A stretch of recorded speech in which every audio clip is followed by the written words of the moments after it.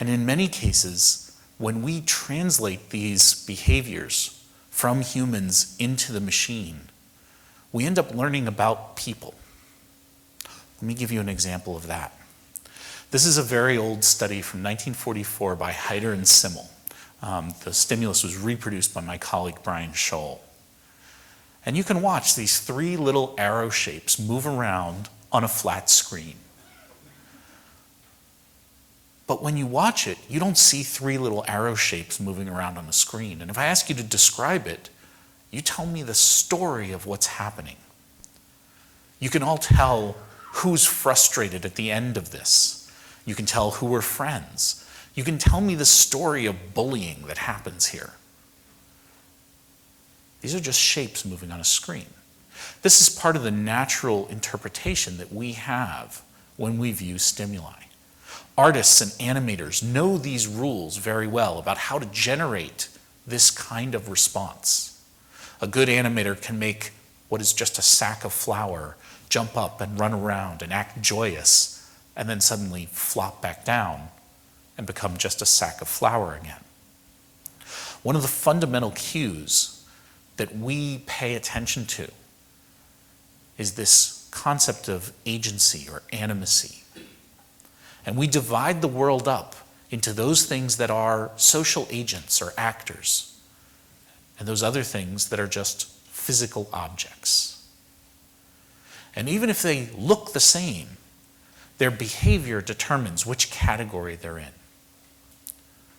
Now, our work in psychology has shown us that there are lots of these low-level motion-based cues, those rules that animators know, that determine whether something appears to be an agent or an object.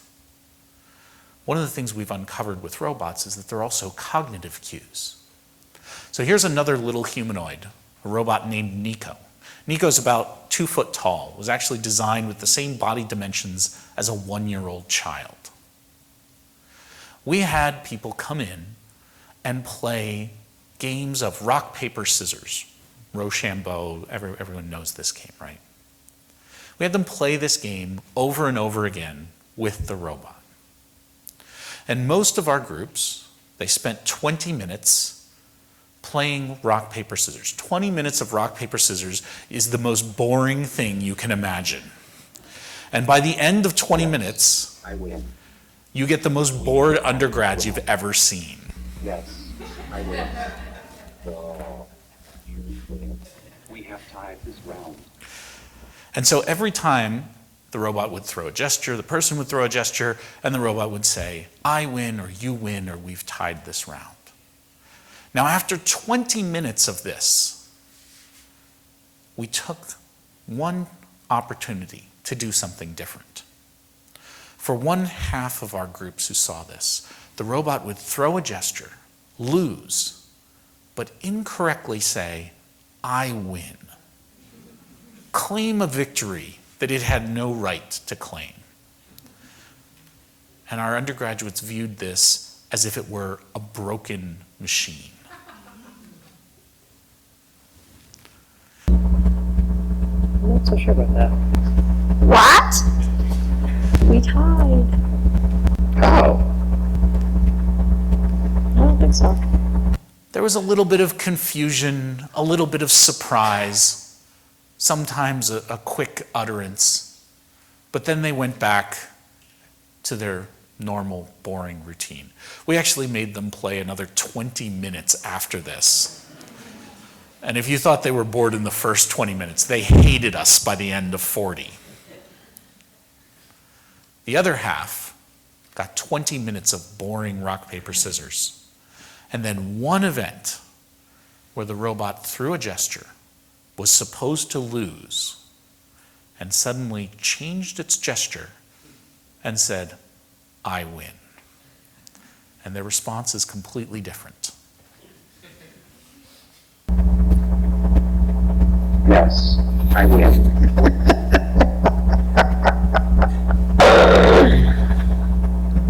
Sneaky bastard. Yes, I win. Who's cheating? Yes, I win. You're tricky. I win. We made them play another 20 minutes. But they sat there for that second 20 minutes on the edge of their seats. They sat there and they talked to the robot the whole time. No one ever talked to the robot before that. They made eye contact with the robot. They later described the robot using active verbs. They personified it. They spoke about how the robot was engaging and interesting and fun to play with. They rated it as smarter, as more complex. They rated it as better looking. I still don't understand that one. Everything for them changed, and it didn't go away. Those animators who take that sack of flour, it can jump up, run around, fall back down, and all of a sudden it's an object again. You lose track of it. This doesn't go away. 20 minutes later, they're still sitting there talking to the robot. The robot's done nothing in 20 minutes, but they still think they're watching it, and they're going to make sure it doesn't cheat again. What's even more interesting is that this works only in one direction. That is, if the robot changes its gesture in order to steal your victory, then it becomes an agent. But if the robot changes its gesture in order to hand you a victory, to throw the game in your favor, there's no response. Here's that same thing with a different robot. So when the robot cheats to lose, it throws the match. Oh, you win. Let's play. Wait, what? Oh, you win. Let's play. Oh, you win. Let's play. But when the robot steals your victory, Yes, I win. Let's You play. can't do that. Yes, I win. You cheated. You cheated now. Yes, I win. Hey, big Let's cheater. play. You cheat, super cheat. and again, they keep talking to it, they keep engaging with it, they watch it carefully, because that sneaky robot is going to do it again any minute now. It becomes more like a person. These are things that are not about robots. When I shoot video not of the robot, I shoot video of the person. Because that's where the interesting thing is happening. Here, we're using the robot as a tool to uncover something in our native tongue, something that's really about how we process the world. My friend Josh Knobe, who's a philosopher, he says, think of it this way. If you're walking through the forest and you stumble upon a pile of apples perfectly stacked in a pyramid, your first thought is, wow, I'm so lucky. But if you walk through the forest and you find a pit trap, your first thought is, someone's out to get me. First case, it's your good luck, your good fortune. No one else is acting to bring that to you. In the latter, someone's out to get you. You better pay attention to this. So our translations have to be precise. They have to be culturally appropriate. And sometimes they tell us something about our native tongue.